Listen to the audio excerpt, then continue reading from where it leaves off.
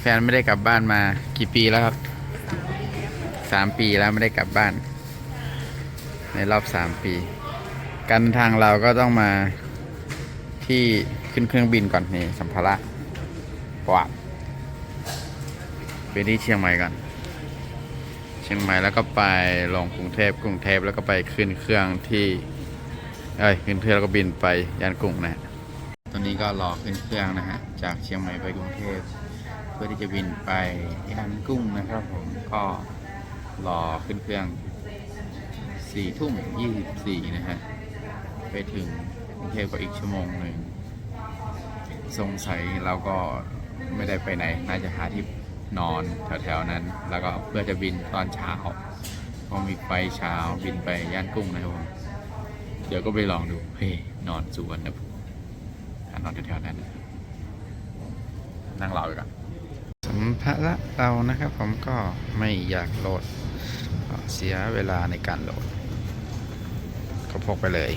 ขึ้นเครื่องไปไม่เกิน7 โล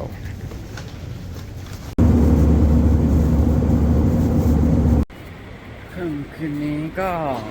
มาถึงที่สุวรรณภูมิแล้วนะฮะก็คงต้องหาที่นอนตาม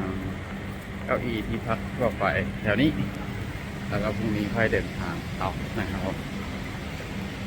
วันนี้ก็ไม่ไปไหนละที่นอนแถวนี้เดินหาที่นอนแถวนี้เลยเดี๋ยวไปลองหาที่นอน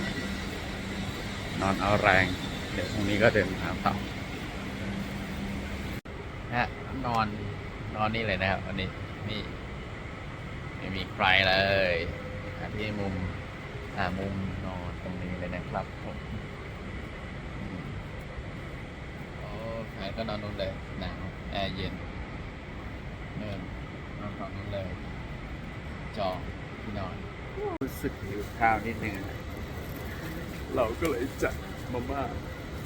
เซเว่นเมื่อกี้เดินลงไปดูก็ไม่ค่อยมีอะไรเหลือแล้วปิดกันหมดแล้วนะยังเหลือเซเว่น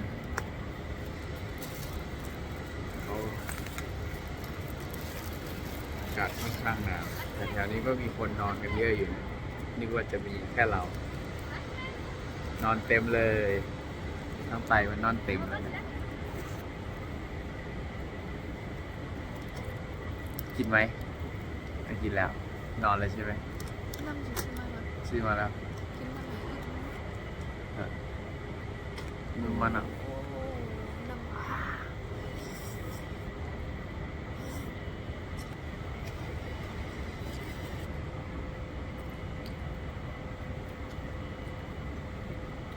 เห็นไหมใครว่ากินกันนะเดี๋ยวได้ฮะ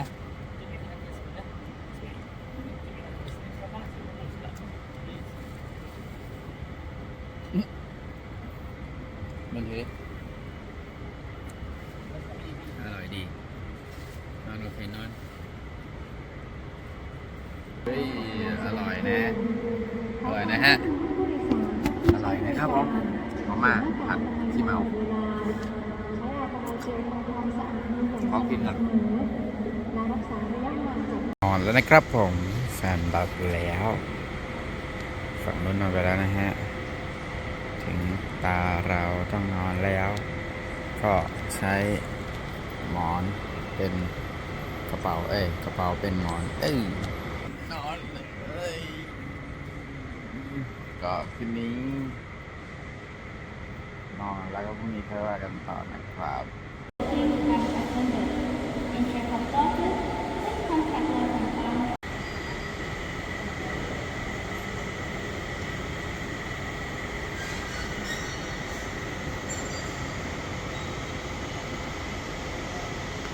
ก็เช้าวันใหม่แล้วนะครับผมก็ไปเช็คอินมาแล้วได้ตั๋วเครื่องบินมาแล้วนะครับก็แบตจะหมดชาร์จแบตโทรศัพท์ก่อนแล้วก็ต้องเติมท้องเพราะท้องเขาว่างอยู่นะฮะเราฝากท้องไว้กับข้าวกล่องเซเว่นอีกแล้ว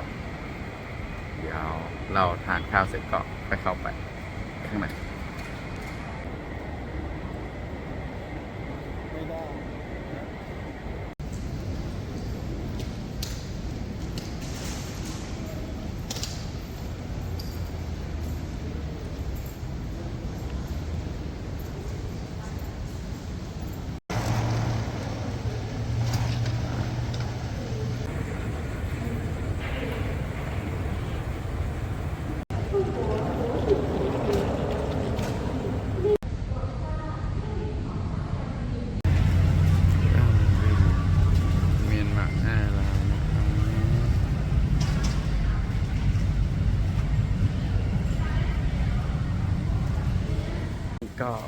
เครื่องมาแล้วนะฮะกำลังรอขึ้นเครื่อง จะได้ไปสักทีได้บินสักทีนะฮะตอนนี้เครื่องบินก็มาแล้วนะครับ จะได้บินสู่นครย่างกุ้งโอ้ถึงบ้านแล้ว จะได้ไปแอวบ้านแล้วเมื่อวานนอนเป็นไง สบายนอนดี นอนดี นอนฝันดี เป็นตื่นลุกๆตื่นเนาะหลายรอบอ่ะ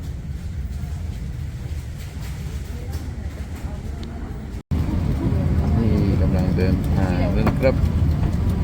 กำลังขึ้นเครื่องแล้ว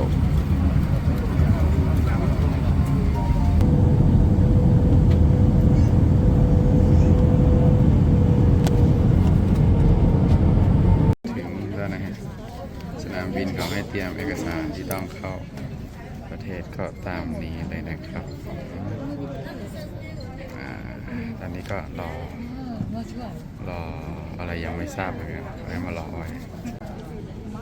รอตรวจโควิดรอตรวจไม่ใช่รออะไร นอนตรวจโควิด รอตรวจโควิดมันเยอะนี่ข้างหลังก็รอกันเป็นกลุ่มไปนั่งรอนะฮะรอกันไป เดี๋ยวเขาคงมาเรียกก็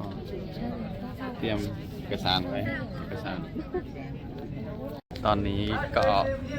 ทำการสวอปนะฮะ แล้วก็มารอใบรับรองเพื่อจะออกจากสนามบินนี่คนก็จะเยอะหน่อยเพราะเป็นระบบขานชื่อนะฮะเดี๋ยวก็รอเขาเรียกฟังอยู่แล้วก็